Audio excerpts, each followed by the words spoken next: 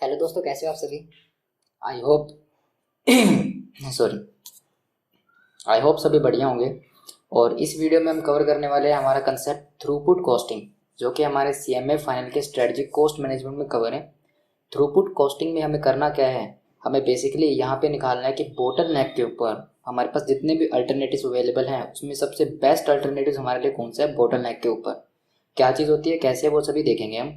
जो basic theoretical portion है, जो बिल्कुल मैं बता सकता हूँ कि थ्रूपुट के बारे में क्या होता है, वो हम कवर करेंगे। जितना भी बाकी का थ्योरेटिकल पोर्शन है वो आप अपने स्टडी मटेरियल से कवर कर सकते हो। स्टडी मटेरियल में पूरा थ्योरी जो है कवर किया हुआ है। हम यहाँ पे थ्योरेटिकल पोर्शन पे फोकस ना करते हुए न्यूमेरिकल पोर्शन पे जो है फोकस करने वाले हैं। हम न्यूमेरिकल पोर्शन यहाँ पे कवर करेंगे। जितने भी हमारे स्टडी मटेरियल में थ्रूपुट के ऊपर हमें क्वेश्चंस दिए हुए हैं, इलस्ट्रेशन दिए हुए हैं, वो सभी हम कवर करने वाले हैं। ठीक है। तो अगर मैं आपको बेसिक समझाने की कोशिश करूँ थ्रूपुट के बारे में कि थ्रूपुट क्या है, तो अगर हम ऐसे समझे, मैं एक डायग्राम के थ्रू आपको समझाने की कोशिश करता हूँ। देखिए,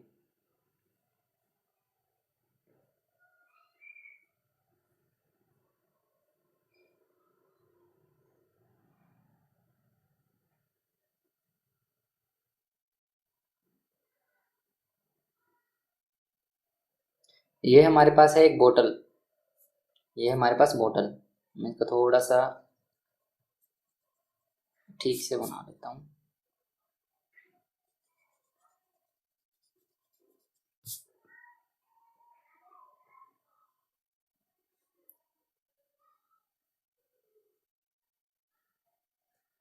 ये है हमारी बोतल,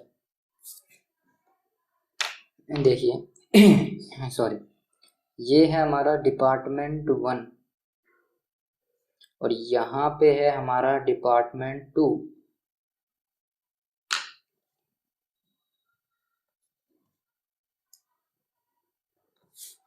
ठीक है।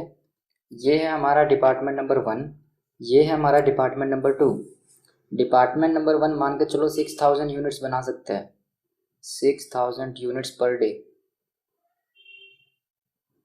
डिपार्टमेंट नंबर 1 मान के चलो 6000 यूनिट बना सकते हैं। मैं ऐसे कर देता हूँ आपको, आपके लिए।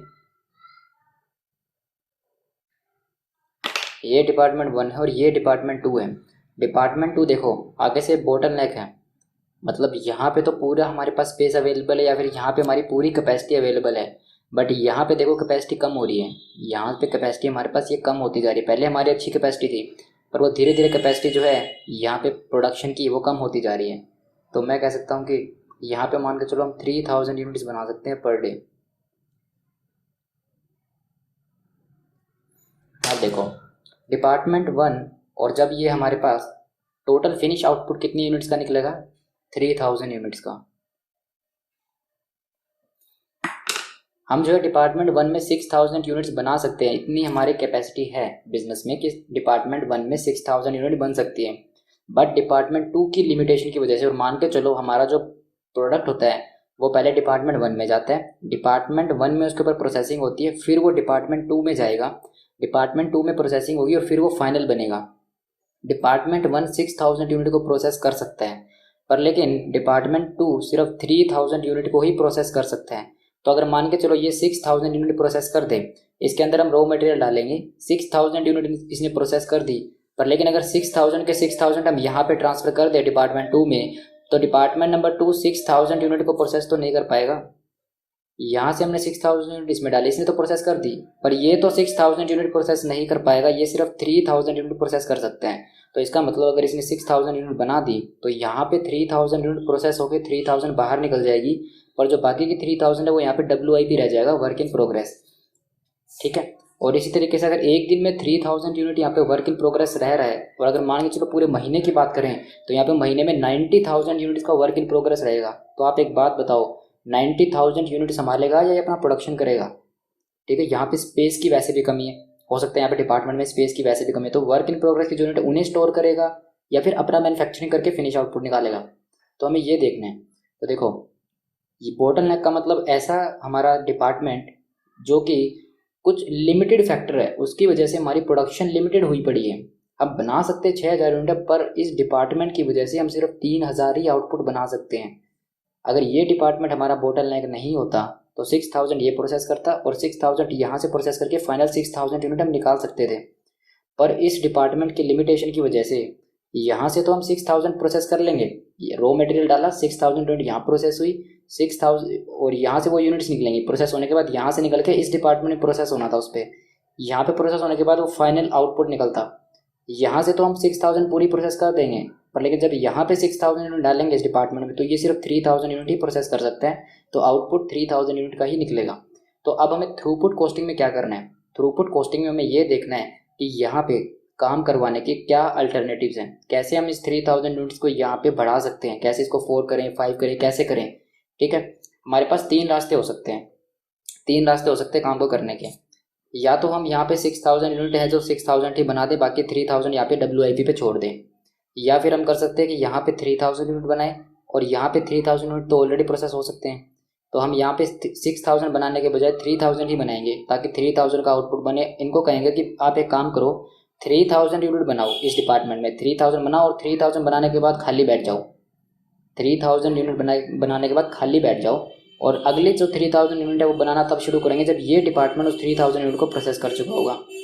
तो इसका मतलब यहाँ पे टाइम वेस्ट होगा, ये बना सकते 6 हैं लेकिन बनवाएंगे इनसे 3000, तो कह सकते हैं कि आधे टाइम तो वो प्रोडक्शन के लिए काम करेंगे और आधे टाइम वो खाली बैठेंगे। ठीक है, एक तो हमारे पास ये तरीका है, दूसरा सेकंड ये वाला तरीका। फर्स्ट तरीका तो हम यहाँ पे WIP रख लें, सेकंड तरीका जितने यूनिट यहाँ बन सकते हैं उतनी बना लें, या फिर थर्ड हमारे पास जो तरीका है उसी की वजह से थ्रूपुट कॉस्टिंग आया था। यहाँ पे अगर हमारे पास 3000 यूनिट बनाने का लोड है और यहाँ पे 6000 बनाने का, तो यहाँ पे एक काम करते हैं ना, इसका कुछ लोड इधर शेयर कर देते हैं, इसकी यूनिट 6 के बजाय क्या पता 5000 बनाने की कैपेसिटी हो जाए, थोड़ा सा लोड अगर यहाँ से यहाँ शिफ्ट कर दें तो इसकी यूनिट शायद हो सकती है 5 या 4000 पे आ जाए, पर लेकिन इसकी भी बढ़ जाएगी फिर, तो ये दोनों बैलेंस हो जाएंगे, तो ऐसा कर सकते हैं। तो हमें थ्रूपुट में अब करना क्या है, थ्रूपुट का मेन ऑब्जेक्टिव है कि यहाँ पे जितने भी अल्टरनेटिव्स हैं उनको हमें इवेल्युएट करना है बोटल नेक पे, और हमें फाइंड आउट करना है उनमें से बेस्ट अल्टरनेटिव कौन सा है। ठीक है, अब हमें निकालना कैसे थ्रूपुट कॉस्टिंग में, करना क्या, देखो हमें थ्रूपुट कॉस्टिंग में सिर्फ इतना करना है, हमें एक इनकम स्टेटमेंट बनानी है, हमें एक इनकम स्टेटमेंट बनानी है। हम अभी तक करते क्या थे, देखो normal case and throughput case, ये नॉर्मल एंड ये है हमारे पास थ्रूपुट। अब देखो तो क्या करना है हमें, और यहाँ पे जो हमारा कंसेप्ट लगेगा वो लगेगा मार्जिनल कॉस्टिंग का, वेरिएबल कॉस्टिंग का जो हमारा कंसेप्ट था वो लगेगा, जो sales minus variable cost contribution वो निकालते हैं ना, वो कंसेप्ट लगेगा। नॉर्मल केस में हम क्या करते थे, sales less variable cost, WC मतलब वेरिएबल कॉस्ट, तो ये हमारे पास आता था कॉन्ट्रीब्यूशन, ये हमारे पास आता था कॉन्ट्रीब्यूशन, इसमें से हम लेस करते थे फिक्स्ड कॉस्ट, तो ये हमारे पास आता था, ये हमारे पास आता था प्रॉफिट्स। आई होप ये वाली स्टेटमेंट तो सभी को रिमेंबर है, इंटरमीडिएट से पढ़ते आ रहे हैं, तो ये तो स्टेटमेंट सभी को लर्न होगी। अब थ्रूपुट में हमें क्या करना है, देखो सेल्स बिल्कुल सेम, यहाँ से लेस करेंगे वेरिएबल कॉस्ट, अभी तक सेम है variable cost, but only material,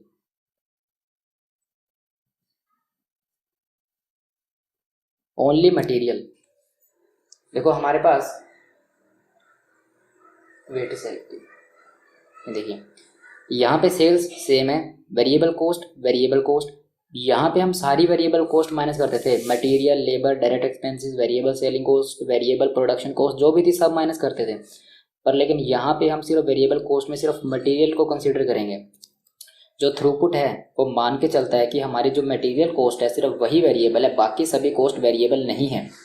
ठीक है, हमारी सिर्फ वेरिएबल कॉस्ट जो है हमारी वो सिर्फ मटेरियल है, क्योंकि हम यहाँ पे जो काम कर रहे हैं वो मटेरियल के ऊपर ही कर रहे हैं, 6000 यूनिट 3000 यूनिट, यहाँ पे हमें मटेरियल को ही तो प्रोसेस करना है पूरे बोटल नेक में। तो इतना समझ लीजिए हमारी वेरिएबल कॉस्ट में सिर्फ यहाँ पे मटेरियल कवर है थ्रूपुट में। उसके बाद हमारे पास इसे बोलते हैं हम throughput, throughput contribution, throughput contribution, यहाँ पे हम लिखते हैं सिर्फ कंट्रीब्यूशन, और ये हमारा आएगा थ्रूपुट कंट्रीब्यूशन। अब इसमें से लेस करेंगे हम अदर वेरिएबल कॉस्ट, जो लेबर वगैरह की कॉस्ट है वो यहाँ से माइनस होगी, लेबर और इनडायरेक्ट एक्सपेंसेस वगैरह जो भी थे सब यहाँ से माइनस होगी। यहाँ पे हमारी सिर्फ मटेरियल आएगी वेरिएबल कॉस्ट में, तो हम यहाँ से अदर वेरिएबल कॉस्ट माइनस करेंगे, लेस करेंगे फिक्स कॉस्ट, जितनी भी हमारी फिक्स कॉस्ट है वो लेस करेंगे। उसके बाद हमारे पास आएगा प्रॉफिट्स। बस हमें ये निकालना है, सिर्फ और सिर्फ हमें ये कंसेप्ट फॉलो करना है।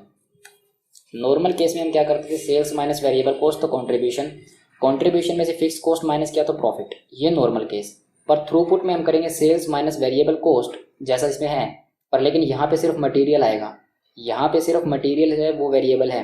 अब मेरी बात ध्यान से सुनना, जो तुम्हारा मटेरियल है सिर्फ वही वेरिएबल है, तुम्हारा लेबर क्यों नहीं वेरिएबल है? क्योंकि लेबर जो है तुम्हारा आवर के बेस पे होता है, लेबर तुम्हारा जो है यूनिट के बेस पे नहीं देते हम। जब हम लेबर को कोई भी पैसे देते हैं तो लेबर को हम पर आवर रेट देते हैं कि इतने घंटे काम करने के, ठीक है। अगर हमें क्वेश्चन में दिया है कि लेबर को हम पीस रेट दे रहे हैं, यूनिट के अकॉर्डिंग दे रहे हैं, मान लो 10 यूनिट बनाई तो 10 यूनिट के ऊपर 10 रुपये के ऊपर, 1 यूनिट के ऊपर 10 रुपये दे रहे हैं, तो हमारी जो कॉस्ट है वो वेरिएबल कॉस्ट होगी लेबर की। लेकिन अगर ये लिखा हुआ है कि क्वेश्चन में कि हम जो है लेबर को पे कर रहे हैं आवरली बेसिस पर, ठीक है, कि हम घंटों के हिसाब से दे रहे हैं, 1 घंटे के इतने, 2 घंटे के काम करने के इतने, तो वो कॉस्ट जो है हमारी वो यहाँ ना आके फिर यहाँ आएगी। अगर पीस रेट है तो यहाँ, और अगर पीस रेट नहीं है तो यहाँ, और मटेरियल कॉस्ट हमेशा यहाँ आएगी।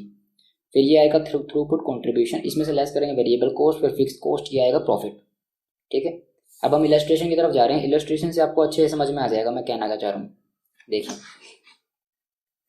अगर थ्रूपुट के बारे में हम डेफिनेशन में पढ़ें तो ये लिखा हुआ है कि management accounting system which focus on ways by which the maximum return per unit at bottleneck activity can be achieve. मतलब हम उन तरीकों के ऊपर फोकस करेंगे जहाँ पे हम हमारे बोटलनेक एक्टिविटीज़ के ऊपर मैक्सिमम रिटर्न गेन कर सकें।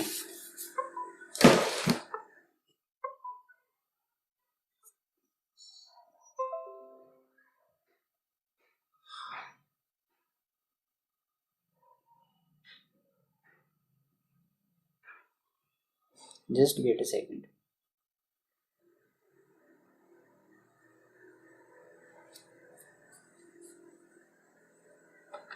देखिए, जैसे कि हमारे पास ये है बोटलनेक, अब हमें इसमें देखना है कि यहाँ पे काम करने के कितने तरीके हो सकते हैं जिससे कि प्रॉफिट बढ़ सके। अब देखिए,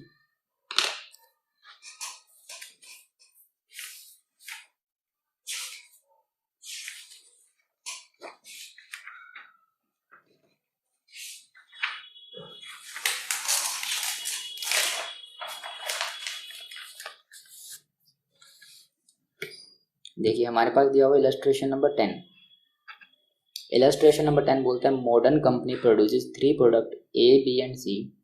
मॉडर्न कंपनी 3 प्रोडक्ट बनाती है ए बी सी का, detail of which are shown below, उनकी डिटेल्स ये दी हुई हैं। सेलिंग प्राइस है ए की 120, 110 और सी की 130। मटेरियल की कॉस्ट दी हुई है 60, 70 एंड 85। वेरिएबल ओवरहेड्स दिए हुए हैं 30, 20 एंड 15 के। मैक्सिमम डिमांड जो है वो है 30,000 unit, 25,000 unit and 40,000 unit. Time require on the bottleneck आते ही आप समझ जाना कि यहाँ पे थ्रूपुट कॉस्टिंग लगने वाली है। अगर क्वेश्चन में कभी भी ये दिया मिले आपको या फिर ये ऐसा दिख जाए कि बोटलनेक, तो समझ लेना कि यहाँ पे थ्रूपुट कॉस्टिंग लगने वाली है। तो यहाँ पे लिखा हुआ है time required on the bottleneck resource hours per unit, ठीक है। हमारे पास जो है आवर्स जो है वो बोटलनेक है, मतलब हमारे पास कोई डिपार्टमेंट है जिसमें आवर्स की कमी है, ठीक है, जिसमें काम करने के लिए घंटे जो है वो कम पड़ रहे हैं, ठीक है। ये कह रहा है कि 1 यूनिट को बनाने के लिए यहाँ पे 5 घंटे, 4 घंटे और 3 घंटे लगते हैं, और there are 3,20,000 bottleneck hours available each month. मतलब हर महीने हमारे पास सिर्फ 3,20,000 जो घंटे वो अवेलेबल हैं। एक्चुअल में हमें 3,20,000 से ज़्यादा आवर्स चाहिएंगे, जब भी तो बोटलनेक है। अगर हमें प्रोडक्शन कंप्लीट करनी है, जितने यूनिट हम चाह रहे हैं ए बी सी की 30, 25 और जितनी भी हैं, अगर हमें ये प्रोडक्शन पूरी करनी है तो 3,20,000 घंटे से ज़्यादा लगने वाले हैं। और ये कह रहा है कि हमारे पास मैक्सिमम 3,20,000 घंटे ही हैं।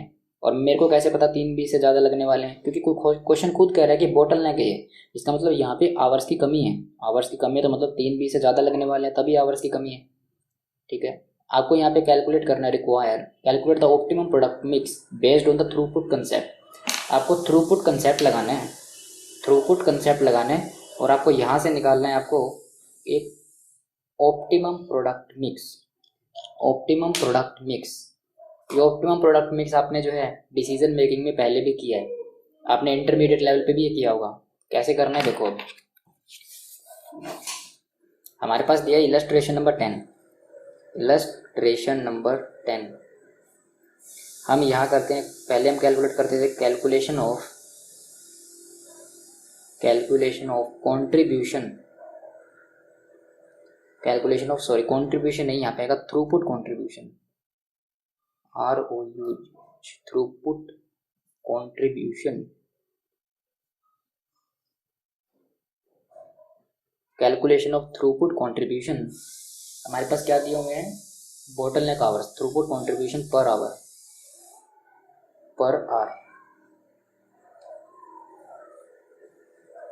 हमें यह निकालना है थ्रूपुट कंट्रीब्यूशन पर आवर। जैसे आप नॉर्मल केस में निकालते थे पहले, अगर आवर्स लिमिटेड है, मटेरियल केजीज में लिमिटेड है, तो आप क्या निकालते थे, कंट्रीब्यूशन पर लेबर आवर, कंट्रीब्यूशन पर केजी ऑफ मटेरियल, ये निकालते थे पहले। सिमिलर वैसा ही केस है, देखिए सॉरी पर्टिकुलर्स, देन हमें दिया हुआ product A, product B and product C. हम यहाँ लिखेंगे सेल्स पर यूनिट, कितनी दी हुई है 120, 110 एंड देन हमें दी है 130। यहाँ से हम लेस करेंगे वेरिएबल कॉस्ट,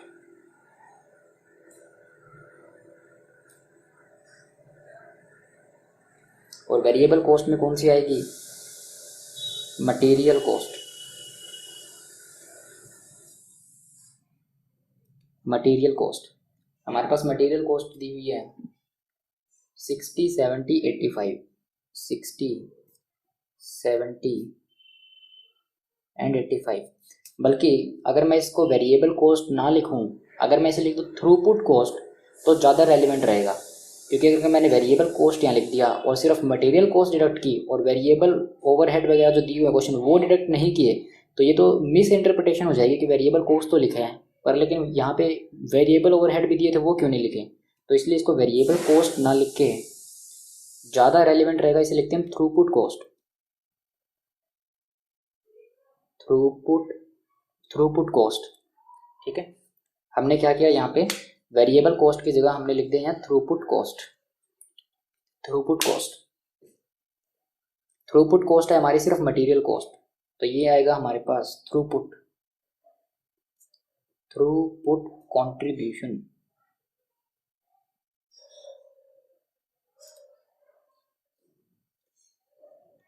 ये आएगा हमारे पास 60, ये आएगा 40 एंड ये हमारे पास आ जाएगा 15 देन 45, ठीक है। अब देखिए क्वेश्चन में हमें दिया हुआ है, कि मटेरियल ये है और वेरिएबल ओवरहेड ये है। तो जब हम हमारे contribution per hour normal case में निकालते हैं, तो हम क्या करते थे, मटेरियल के साथ हम यहाँ पे इस केस में देखा जाए नॉर्मल केस में, तो हम क्या करते थे, मटेरियल के साथ हम माइनस कर देते थे वेरिएबल कॉस्ट अदर्स जो जितनी भी हैं, चाहे वो वेरिएबल ओवरहेड हो, चाहे वो लेबर की कॉस्ट हो, कुछ भी हो, हम वो यहाँ माइनस कर देते जो भी वेरिएबल है। पर लेकिन थ्रूपुट में ऐसा मत कर देना, थ्रूपुट में सिर्फ मटेरियल कॉस्ट माइनस करोगे, देन आप यहाँ पे लिखोगे थ्रूपुट में सिर्फ मटेरियल कॉस्ट माइनस होगी। अब आप यहाँ पे लिखोगे divide by hours required at bottleneck. Hours कितने रिक्वायर हैं बोटलनेक पे, तो हमारे पास ए के लिए दिए हुए हैं, ए के लिए दिया है 5, 4 एंड 3, तो हमारे पास आएगा 5, 4 एंड 3, 5, 4 एंड 3। तो ये हमारे पास आएगा कंट्रीब्यूशन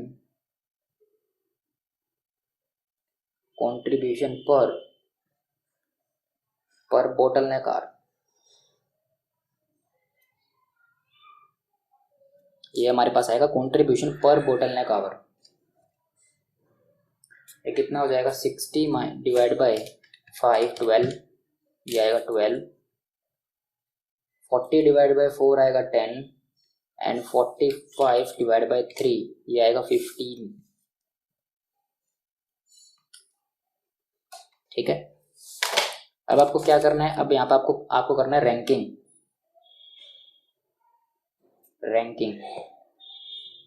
जिसमें कंट्रीब्यूशन पर बोटल नेक आवर ज़्यादा है उसे हम नंबर 1 देंगे, ये आएगा नंबर 1, उसके बाद ये है नंबर 2 एंड देन इसको हम बोलेंगे नंबर 3।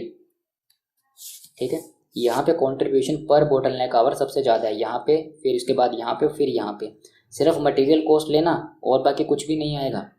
ठीक है, बस अब तो नॉर्मल केस है, बिल्कुल नॉर्मल केस जैसा अभी तक हम कर रहे थे डिसीजन मेकिंग में। अब हम कर लेंगे यहाँ पे एलोकेशन ऑफ आवर्स। अब हम निकालेंगे allocation of bottle neck hours. हम यहाँ करते हैं पहले टोटल आवर्स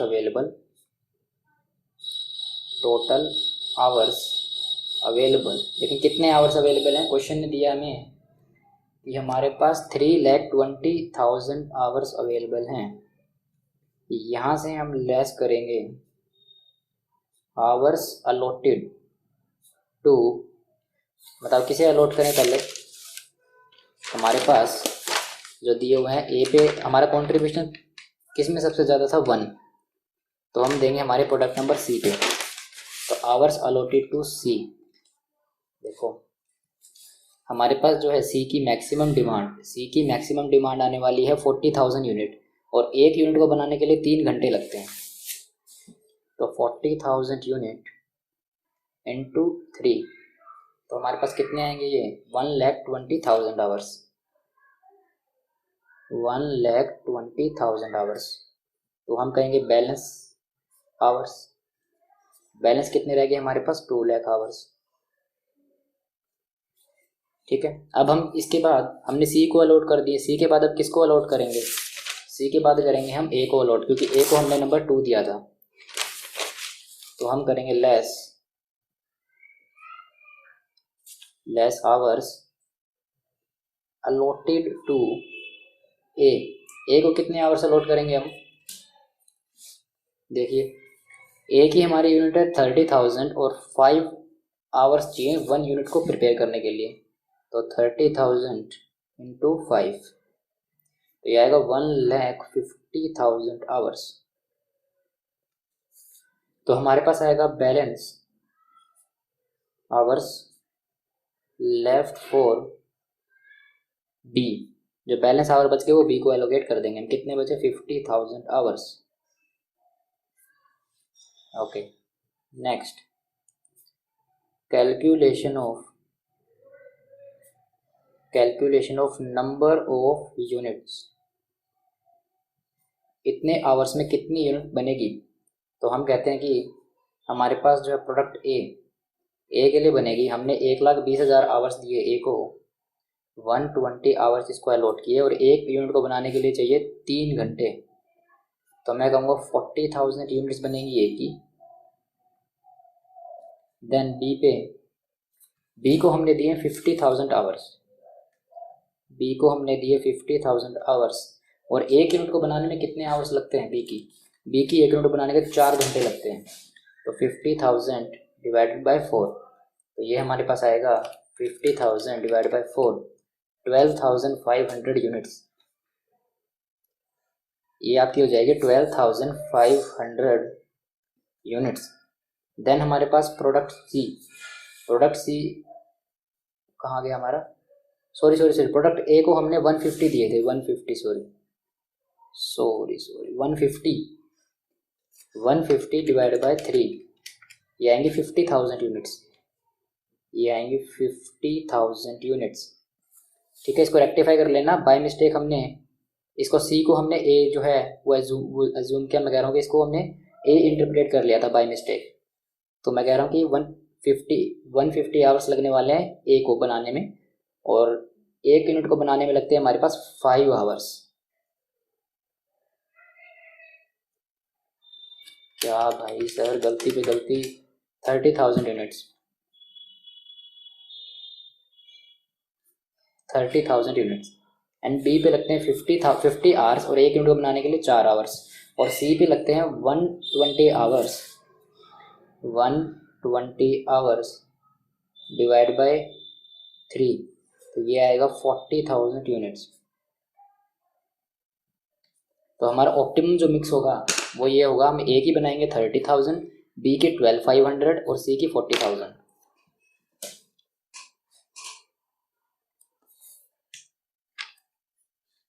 ए की बनाएंगे हम 30,000, 12,500 एंड 40,000। 30,000, 12,500, 40,000, ठीक है। इसमें किसी को कोई डाउट नहीं होना चाहिए, ठीक है। हमने इसको रेक्टिफाई कर लिया। ए के लिए ये वाला दिया हुआ था, हमने बाय मिस्टेक इसको ए वाले को लिए ये वाला जो है हमने इसको जो है इंटरप्रेट कर लिया था कि ये वाला ए के लिए दिया हुआ, बाय मिस्टेक हमने, ठीक है। ये सी के लिए था, ये ए के लिए आवर्स हैं और ये बी के लिए। और जब हम इनसे यूनिट्स निकालेंगे तो यूनिट्स निकल के आएंगी ये 30,000, 12,500 एंड 40,000। चलिए हम मूव करते हैं हमारे नेक्स्ट क्वेश्चन की तरफ। काफ़ी इंपॉर्टेंट क्वेश्चन है।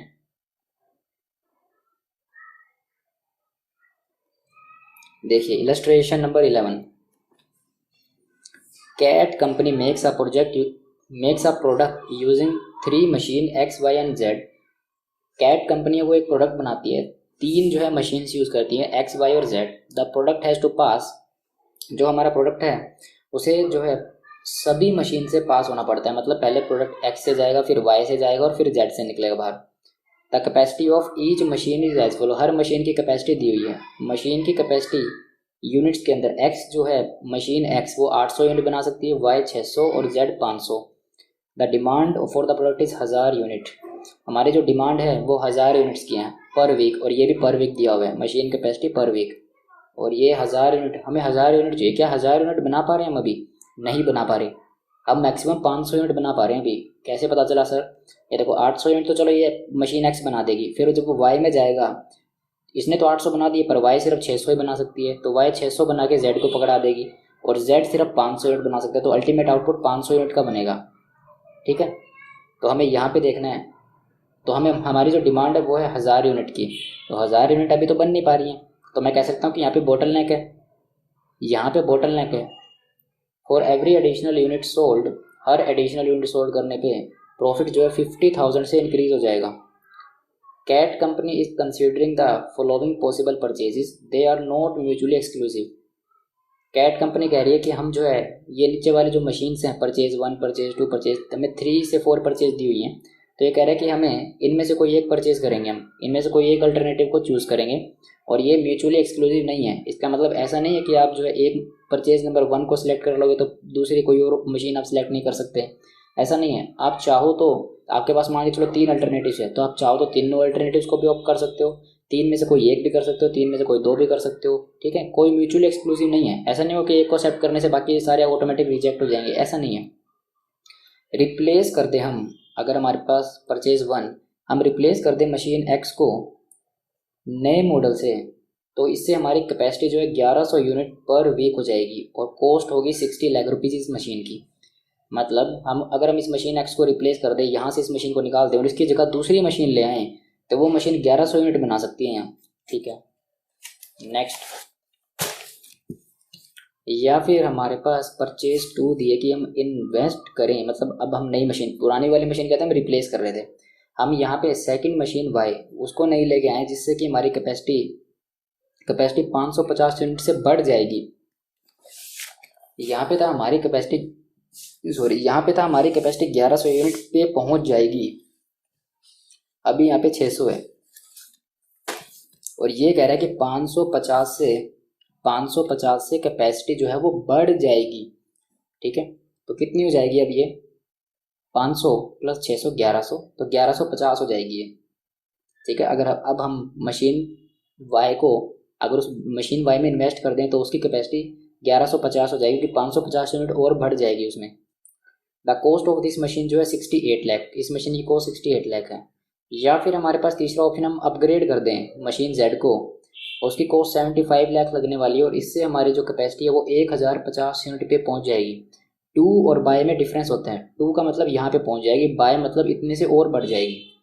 बताओ कैट कंपनी के लिए बेस्ट कोर्स ऑफ एक्शन कौन सा है थ्रूपुट अकाउंटिंग में? देखो हमें करना क्या है इसमें क्वेश्चन में, पहले हम लिखते हैं इलस्ट्रेशन नंबर 11, हमारी बुक का इलस्ट्रेशन नंबर 11 है। हमें करना क्या है, हमें तो पहले कैलकुलेट करना है calculation of bottleneck priority, bottleneck priority in respect of replace, invest और अपग्रेड। हमें जो है रैंकिंग करनी है, पहले प्रायोरिटी देखना है किस मशीन को पहले हम जो प्रायोरिटी दें, कौन सी मशीन जो है नंबर 1 पे रहेगी कि पहले इसे ही जो है रिप्लेस करो या इसमें इन्वेस्टमेंट करो या फिर इसको अपग्रेड करो। उसके बाद कौन सी मशीन पे फोकस करेंगे, उसके बाद किस पे फोकस करेंगे।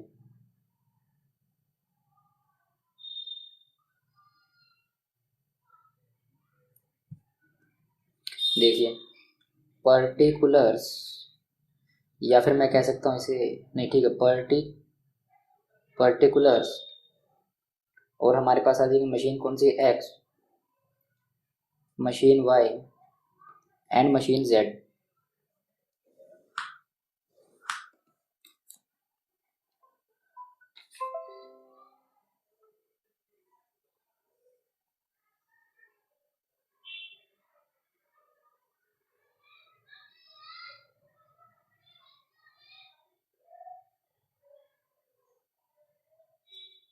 हाँ देखिए मशीन एक्स, मशीन वाई और मशीन जेड, तो मैं कह सकता हूँ कि नंबर ऑफ यूनिट्स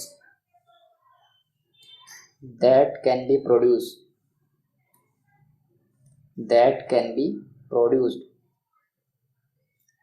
ठीक है, number of unit that can be produced, X Y और जेड पे कितनी यूनिट हम बना सकते हैं। देखो हम एक्स पे बना सकते हैं 800, 600 एंड 500, तो हम लिखते हैं 800, 600 एंड 500। अब हम इसे करते हैं रैंकिंग। बताओ इन तीनों मशीन में से कौन सी ऐसी मशीन है जिसके ऊपर आपको पहले फोकस करना चाहिए, आपको क्या लगता है। हम पहले फोकस करेंगे मशीन नंबर जेड पे।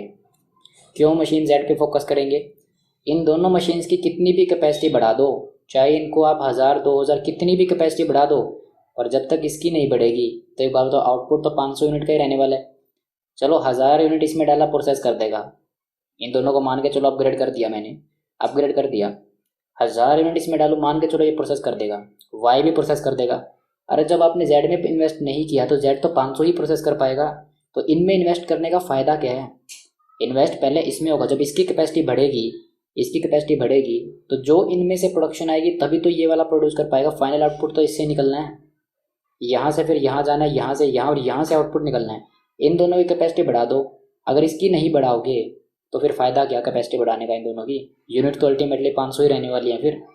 तो हम पहले इसकी कैपेसिटी बढ़ाएंगे, इसको रैंक 1 देंगे, उसके बाद हम रैंक 2 इसको देंगे एंड रैंक 3 इसको देंगे। मतलब अगर हमारे पास हाथ में पैसे हैं ना तो पहले मशीन जेड पे लगाएंगे, फिर जब जेड पे पैसा लगाने के बाद कुछ एडिशनल पैसा बचेगा तो हम वाई पे लगाएंगे, जेड और वाई पे पैसा लगा देने के बाद जो भी पैसा एडिशनल बचेगा फिर वो हम एक्स पे लगाएंगे, ठीक है।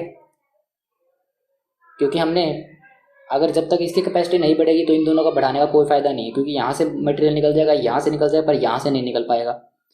सिमिलरली वाई से तो मटेरियल निकल जाएगा पर लेकिन वाई से तो निकल जाएगा पर लेकिन मान के चलो जेड से नहीं निकल पाएगा, जेड की 600 की ही एक कंडीशन है, जेड की ये तो मान लो चलो 800 यूनिट बना देगा, ये तो 600 प्रोसेस कर सकता है, इसमें आपने इन्वेस्टमेंट करके इसकी कैपेसिटी बढ़ा दी, पर लेकिन ये तो 600 ही सप्लाई करेगा पीछे से, तो इसको जब मिलेगी ही 600 यूनिट तो एक बढ़ी हुई कैपेसिटी का करेगा क्या, 600 ही तो प्रोसेस कर पाएगा ये, तो आउटपुट 600 यूनिट की हो जाएगी, तो मुझे फिर इसमें इन्वेस्ट करना पड़ेगा और कुछ बचता है तो फिर इसमें इन्वेस्ट, तो मेरी प्रायोरिटी रहेगी ऐसे, ठीक है। जिससे सबसे लास्ट में जो है आउटपुट निकलने वाला है पहले उस पर लगाएंगे, फिर उससे पीछे वाले पे और फिर उससे पीछे वाले पे पैसा लगाएंगे हम, ठीक है। अब देखिए calculation of capacity at various alternatives, हमारी कैपेसिटी कितनी हो जाएगी अगर हम वेरियस अल्टरनेटिव्स पे पैसा लगाएं? तो हमारे पास आएगी particulars machine X, machine Y, machine Z and output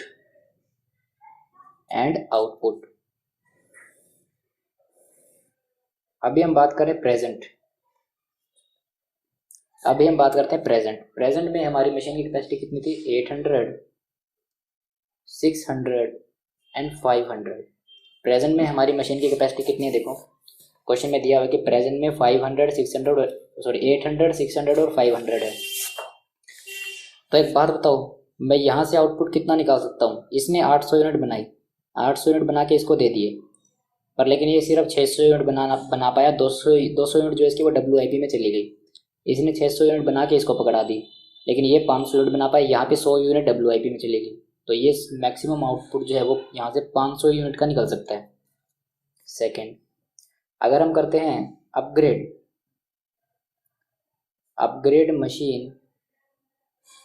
machine Z, क्योंकि पहले हमें प्रायोरिटी वाइज हमने क्या देखा था कि पैसा पहले इसमें लगाएंगे।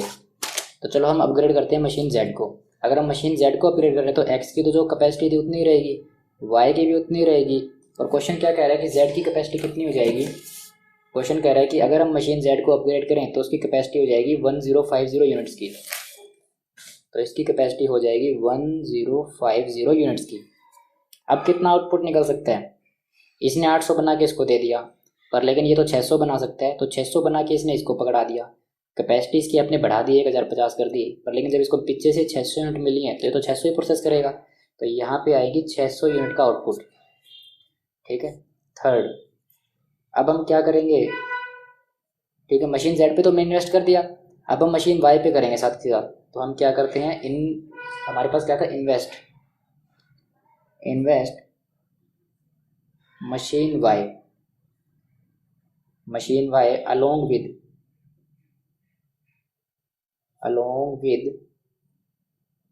Upgrade of Z. हम मशीन वाई में इन्वेस्ट करेंगे जेड के साथ। अगर मान के चलो हमने सिर्फ मशीन वाई में इन्वेस्ट कर दिया और इसको छोड़ दिया, अल्टीमेटली फिर वही 500 यूनिट आ जाएंगी। ठीक है। और क्वेश्चन ने दिया हुआ था कि म्यूचुअली एक्सक्लूसिव नहीं है, आप एक से ज़्यादा मशीन में एक साथ चाहो तो इन्वेस्ट कर सकते हो। अगर हम वाई और जेड में करेंगे इसकी तो 800 यूनिट रहेंगी। अगर हम वाई में इन्वेस्ट करते हैं तो कह रहे हैं कि वाई की जो है 550 यूनिट से जो है कैपेसिटी बढ़ जाएगी। ये क्वेश्चन ने दिया अगर वाई में इन्वेस्ट करते हैं तो 550 से बढ़ जाएगी, और अभी फिलहाल कितनी है? 600। तो मैं कह सकता हूँ कि 1150 यूनिट हो जाएंगी अब। और जेड में हम अपग्रेड करें तो 1050। अब बताओ कितना आउटपुट होगा? 800 यूनिट इसको देगा। ठीक है, कैपेसिटी है, पर लेकिन प्रोसेस तो 800 कर पाएगा क्योंकि पीछे से 800 आ रही है इसके पास। ये इसको 800 बना के देगा और ये 800 प्रोसेस करेगा, तो यहाँ पे 800 का ही आउटपुट निकल पाएगा। देन फोर्थ, हम क्या करते हैं अब यहाँ पे?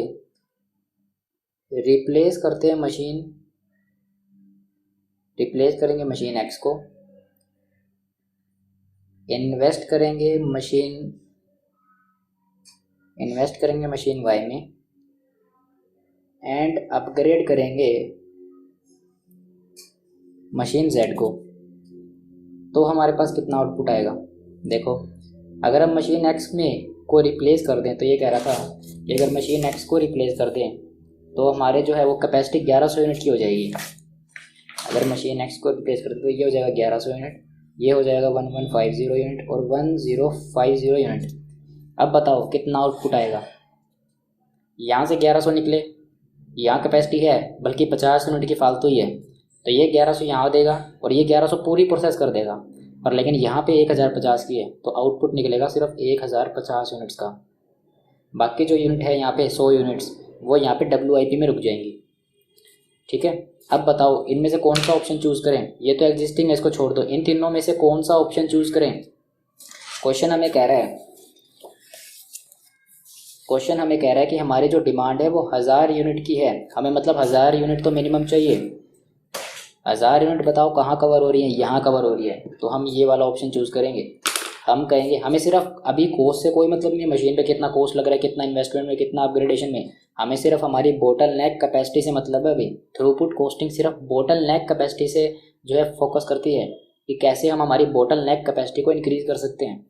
तो हमारे पास जो ऑप्शन है, अगर हमें हमारी डिमांड फुलफिल करनी है 1000 यूनिट्स की, तो हमारे पास ये ऑप्शन है, हमें मशीन एक्स में भी इन्वेस्ट करना पड़ेगा, वाई में भी और जेड में भी, तो हम हमारी 1000 यूनिट की डिमांड को पूरा कर पाएंगे, क्योंकि 1050 बना सकते हैं और हमें 1000 ही चाहिए, तो हम 1000 जो है यहाँ पे पूरी कर सकते हैं।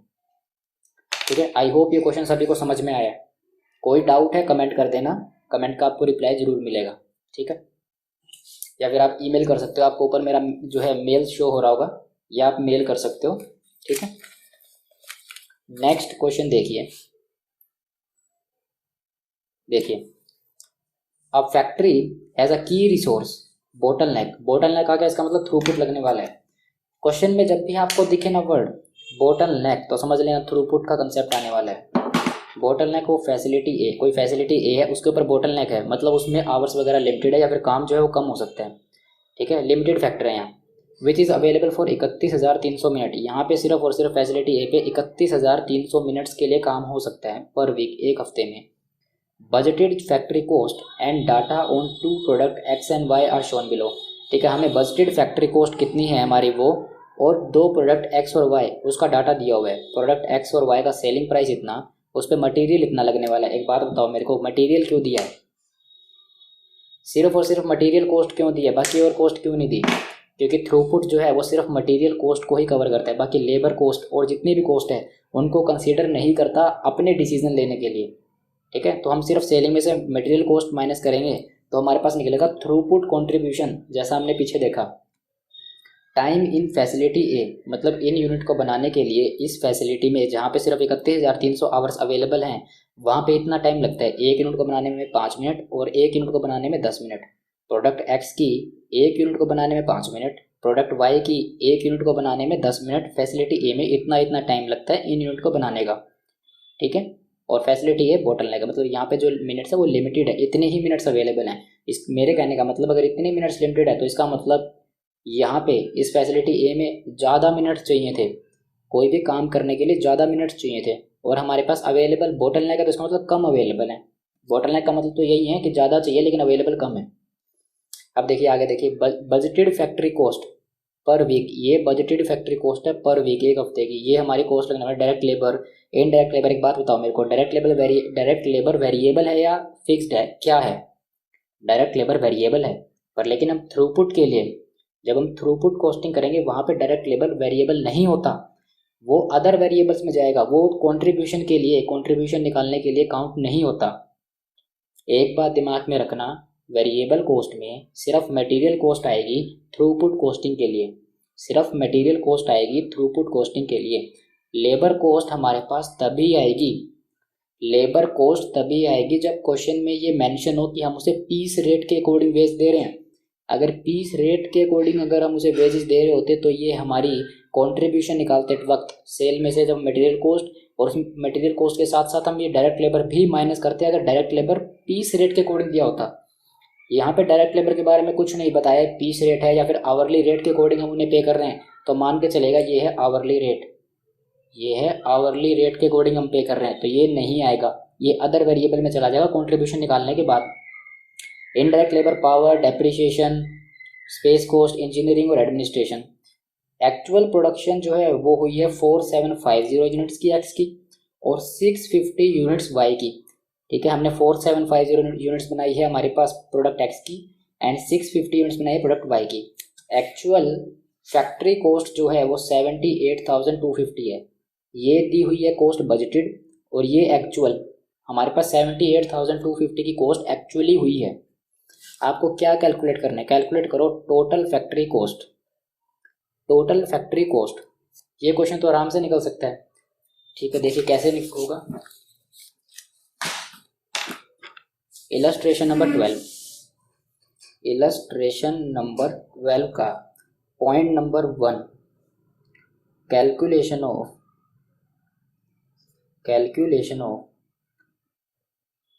Total,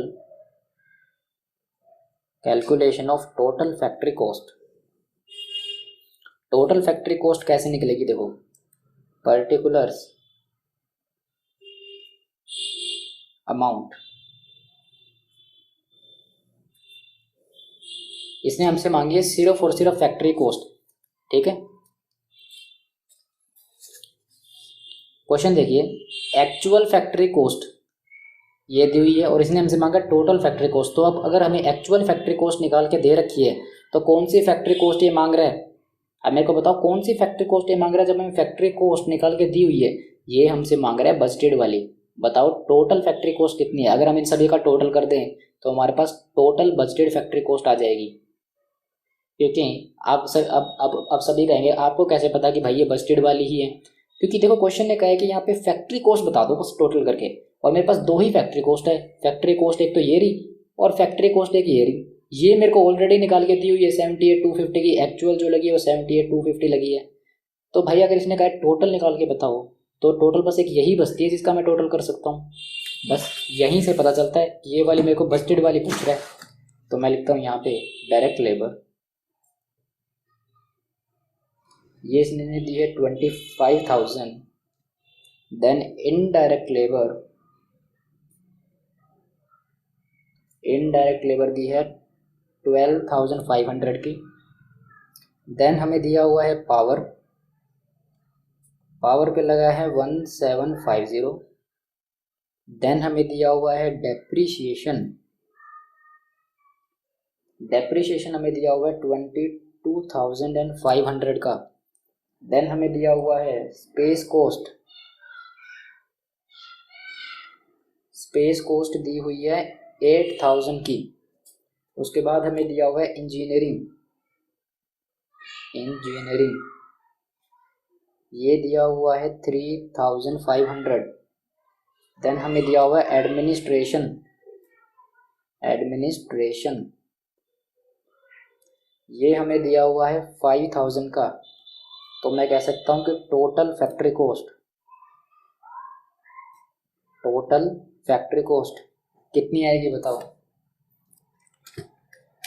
25, 12,500, 1750, 22,500, 8,000, 3,500 and then 5,000। ये आएगा 78,250।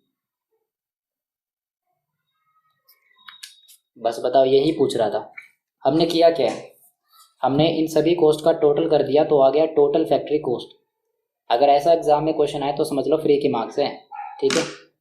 तो हमने कर दिया टोटल फैक्ट्री कॉस्ट निकाल दिया। सेकंड पूछ रहा है कॉस्ट पर फैक्ट्री मिनट। अब बताओ कॉस्ट पर फैक्ट्री मिनट कितना निकल के आएगा? ठीक है, कॉस्ट पर फैक्ट्री मिनट। एक बात बताओ मेरे को, टोटल कॉस्ट तो मैंने निकाल ली, इसने कहा कॉस्ट पर फैक्ट्री मिनट, तो कॉस्ट तो मेरे पास आ गई, ठीक है, कॉस्ट तो मेरे पास आ गई जो टोटल मैंने निकाल ली। कॉस्ट पर फैक्ट्री मिनट मतलब मुझे मिनट्स हो चाहिए, और मिनट्स क्वेश्चन ने दे रखे ये रहा 31,300 मिनट्स है।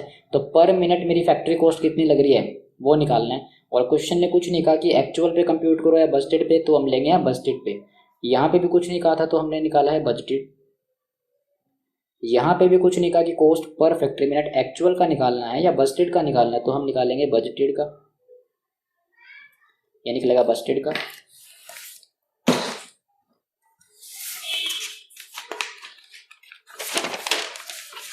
अब हमारे पास आएगा second, calculation of cost per factory minute. Cost per factory minute, तो हमारे पास निकलेगा ये cost per factory minute. Cost per factory minute का फॉर्मूला है हमारे पास cost budgeted divided by minutes budgeted,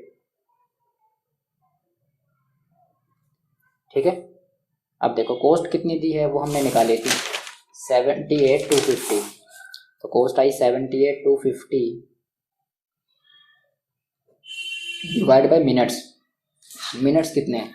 question ने दिया है कि हमारे पास अवेलेबल मिनट्स 31,300 है, तो ये आएगा 31,300।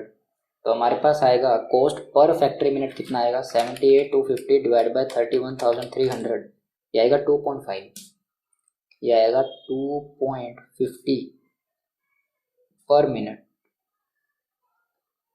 बस ये हमें निकालना था। ठीक है, चलो नेक्स्ट पॉइंट देखते हैं क्या पूछ रहे हैं। देखिए अब ये कह रहा है, ये हो गया हमारा cost return per factory minute for both product.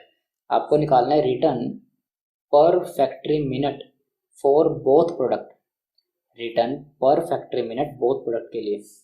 तो रिटर्न पर फैक्ट्री मिनट क्या मैं इसे कह सकता हूँ कॉन्ट्रीब्यूशन पर फैक्ट्री मिनट, कुछ कुछ वैसे ही नहीं लग रहा।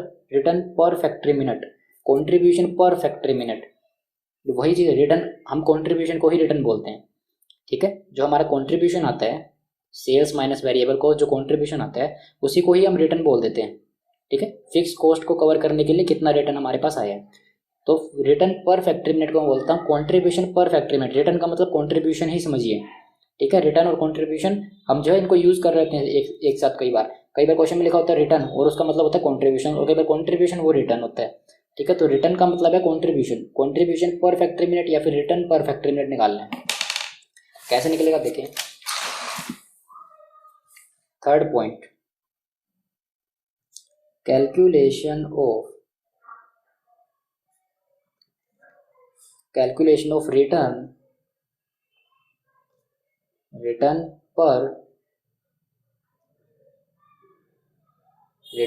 पर फैक्ट्री मिनट।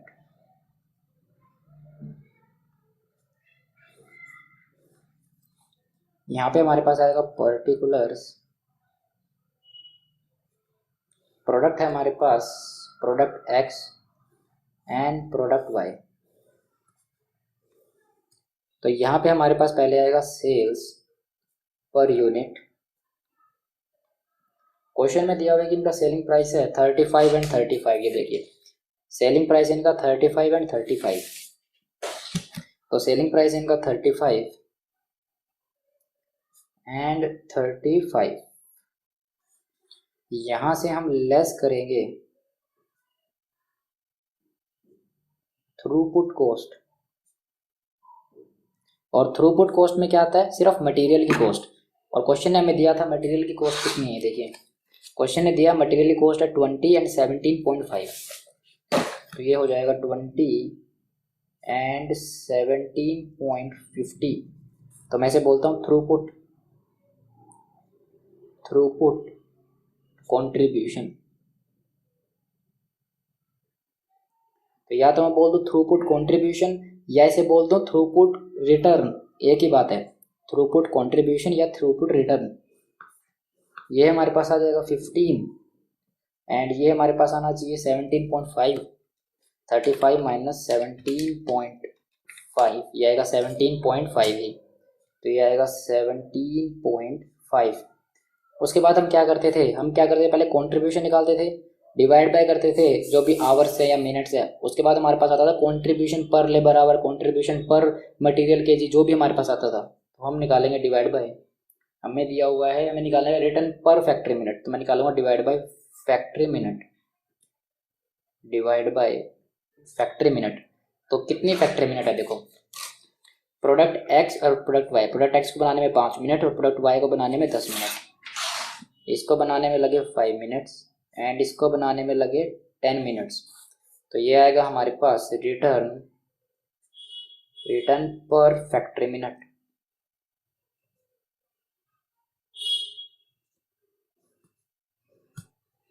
कितना आएगा ये 15 डिवाइड बाय 5, ये आएगा 3 एंड ये आएगा 17.5 डिवाइड बाय 10, 1.75। ये हो गया हमारा पॉइंट नंबर 3।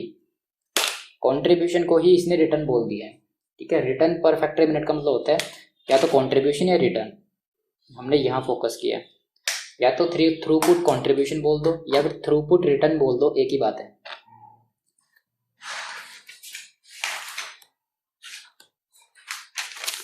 उसके बाद हमें जो नेक्स्ट पॉइंट दिया है वो हमें दिया है, अब आप निकालो T A ratio. T A ratio मतलब होता है throughput accounting ratio for both product.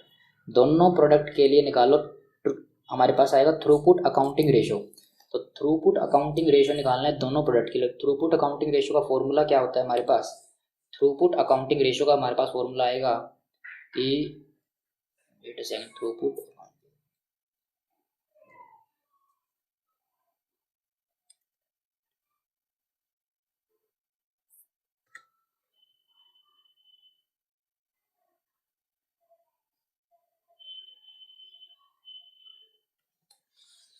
Wait a second.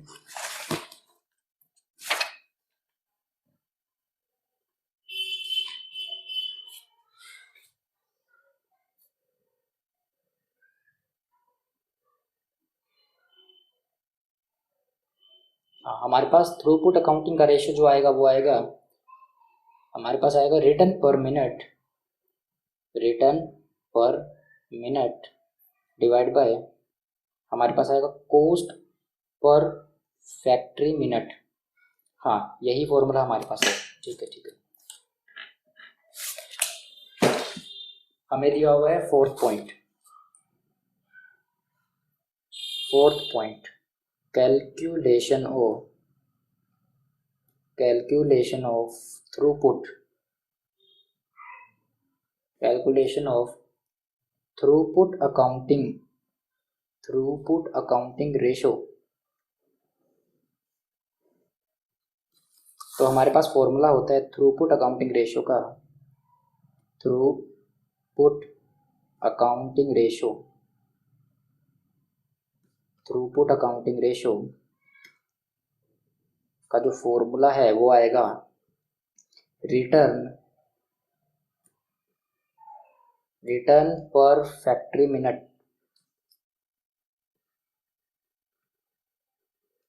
Return per factory minute divide by, हमारे पास आएगा कॉस्ट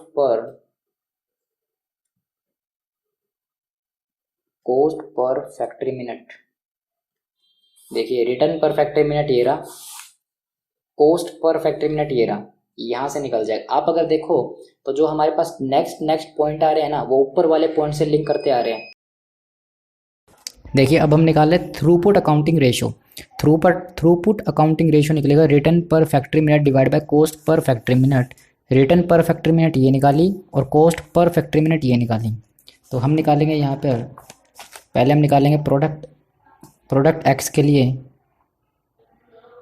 प्रोडक्ट एक्स के लिए हमारे पास आएगा 3 divide by 2.5, 3 divide by 2.5 and product Y के लिए हमारे पास आएगा रिटर्न पर फैक्ट्री मिनट कितना है 1.75 डिवाइड बाई 2.5, 1.75 डिवाइड बाई 2.5। तो ये हमारे पास आएगा 3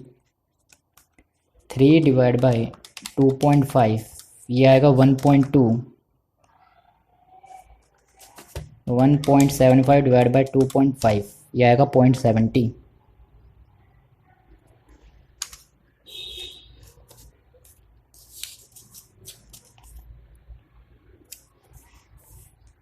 ठीक है, ये हमारा है, मतलब हमारा जितना भी कॉस्ट है, कॉस्ट का 120% हम अर्न करते हैं और हमारी कॉस्ट का हम यहाँ पे प्रोडक्ट वाई में 70% ही अर्न कर रहे हैं। तो हमारे पास देखा जाए तो प्रोडक्ट एक्स जो है ज़्यादा प्रॉफिटेबल है। बाकी हमसे ये पूछा नहीं है कौन सा प्रॉफिटेबल है कौन सा नहीं है, हमें सिर्फ इतना पूछा आप सिर्फ ये वैल्यू निकाल के बताओ, ये हमने निकाल दी। अगर इसको इंटरप्रेट करोगे आप तो इसका मतलब मैं जो है मेरी जो कॉस्ट है बजटेड जो फैक्ट्री कॉस्ट है उसका 70% ही मैं अर्न कर रहा हूँ प्रोडक्ट वाई में और मैं 120% अर्न कर रहा हूँ प्रोजेक्ट एक्स में। तो प्रोजेक्ट एक्स जो है ज़्यादा प्रॉफिटेबल है। ठीक है, हम नेक्स्ट पॉइंट की तरफ मूव करते हैं। उसके बाद है हमें पूछा है throughput cost for the week. Throughput cost बताओ फॉर द वीक, तो कितनी आने वाली है throughput cost for the week. देखिए, तो हम कैलकुलेट करेंगे यहाँ calculation of throughput THROUGH throughput, calculation of throughput cost for the week. अब हम देखेंगे थ्रूपुट कॉस्ट कितनी आने वाली है। तो थ्रूपुट कॉस्ट में हमारे पास आएगा, पहले हमें कैलकुलेट करना पड़ेगा यहाँ पे कैलकुलेशन ऑफ, ये बैकग्राउंड में अगर नॉइस आ रही है तो इसका कोई सॉल्यूशन नहीं है, प्लीज़ इसको इग्नोर करिएगा। Calculation of time required, please wait.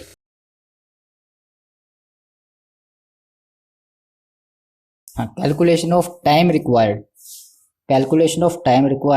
For, हमें पहले निकालना पड़ेगा कितना टाइम चाहिएगा। Calculation of time required for production हमें देखना है कितना टाइम चाहिए है प्रोडक्शन के लिए। हमारे पास है प्रोडक्ट एक्स, प्रोडक्ट एक्स की बनेगी 47, कितनी दी थी हमें 4750 यूनिट, और एक यूनिट को बनाने में लगता है 5 मिनट्स। एंड प्रोडक्ट वाई की दी है 650 यूनिट्स और एक यूनिट को बनाने में लगती है 10 मिनट्स। ये देखिए इसकी 4750 और इसकी 650 यूनिट्स, एक यूनिट को बनाने में 5 मिनट और इसको बनाने में 10 मिनट्स। तो हमारे पास टाइम कितना आएगा 4750 इंटू में 5, ये आएगा 23,750 एंड ये हो जाएगा 6,500। तो टोटल टाइम कितना लगेगा प्लस 6,500, ये आएगा 30,250। अब हमारी निकलेगी थ्रूपुट कॉस्ट। तो थ्रूपुट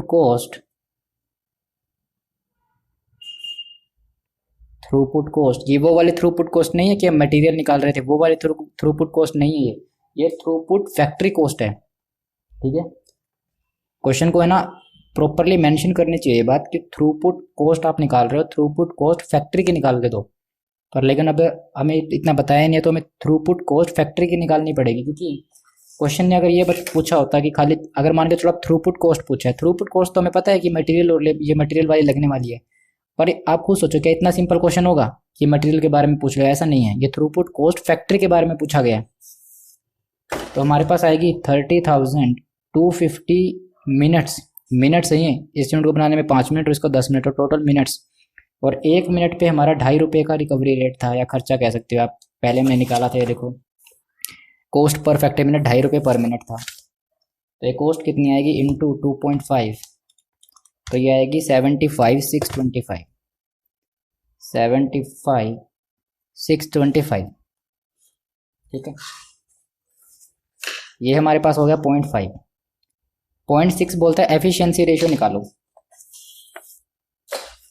अब हम कैलकुलेट करेंगे एफिशिएंसी रेशियो। हमारे पास आएगा कैलकुलेशन ऑफ एफिशिएंसी रेशियो। तो एफिशिएंसी रेशियो का फॉर्मूला क्या होगा, हमारे पास एफिशिएंसी रेशियो का फॉर्मूला होगा budgeted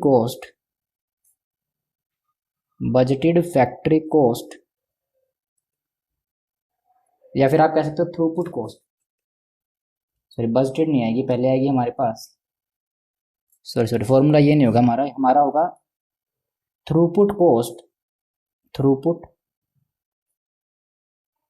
cost divide by actual cost.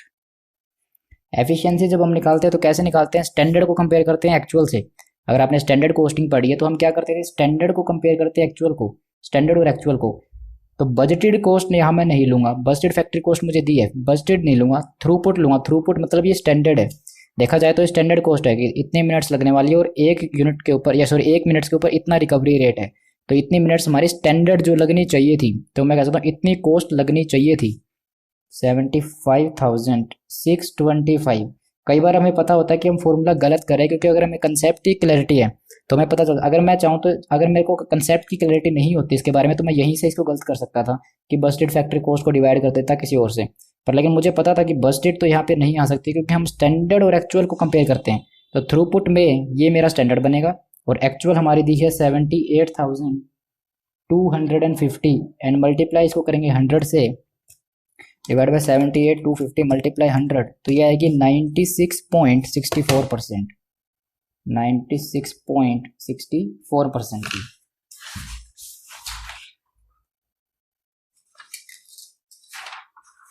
तो ये हमारा था इलस्ट्रेशन नंबर, ये हमारा इलस्ट्रेशन नंबर 12 कंप्लीट हो गया। ठीक है, हमें ये निकालना था यहाँ पे,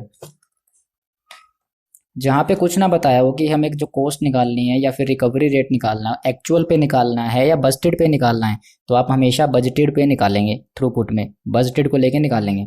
ठीक है, और थ्रूपुट कॉस्ट जो ये दी है ये मटेरियल कॉस्ट नहीं है, ये हमारी दी हुई है कि हमें हमारा कितनी मिनट्स के ऊपर स्टैंडर्ड कॉस्ट फैक्ट्री की कितनी लगनी चाहिए, फैक्ट्री कॉस्ट है ये। ठीक है, ये हमारा पूरा क्वेश्चन था कोई अगर नोट करना चाहे तो कर सकता है, फॉर्मूले अगर नोट करना चाहे तो कोई कर सकता है। ठीक है, वीडियो पॉज करके और आप नोट कर सकते हो। हमने अभी तक ये किया। ठीक है, चलो बाकी का हम कवर करेंगे हमारी नेक्स्ट वीडियो में। और अगर आपको वीडियो पसंद आई है तो प्लीज़ लाइक कर दीजिएगा और दोस्तों के साथ जो है शेयर कर दीजिएगा। अगर कोई CMA फाइनल का स्टूडेंट है तो उसके साथ ज़रूर शेयर कर दीजिएगा। ठीक है, अगर कोई सेल्फ स्टडी भी कर रहा है तो उसके साथ शेयर कर दीजिएगा। चलो, thank you, bye bye. Next video में मिलेंगे, नेक्स्ट के जो बाकी बचे हुए इलस्ट्रेशन है वो हम कवर करेंगे।